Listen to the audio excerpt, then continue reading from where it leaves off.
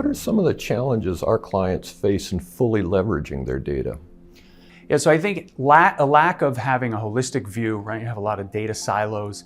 You have outdated technology architecture. So if you're trying to adapt to change, it's hard for you to implement those changes.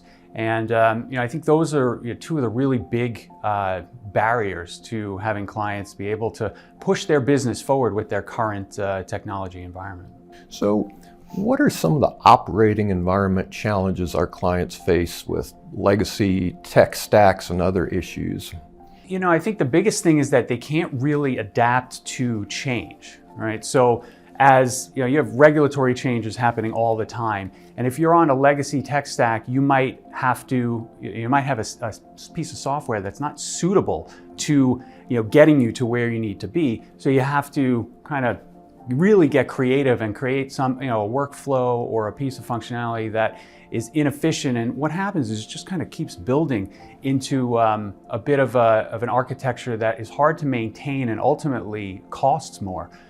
Chris, why is attaining efficiency across an investment firm increasingly challenging?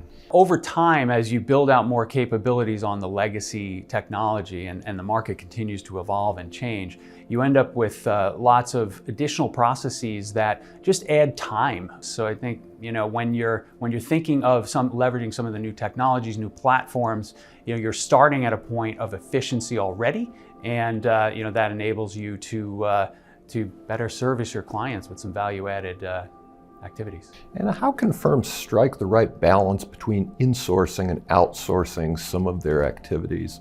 We start with helping clients recognize what they're good at. And sometimes it takes an independent party to help illuminate some of those things.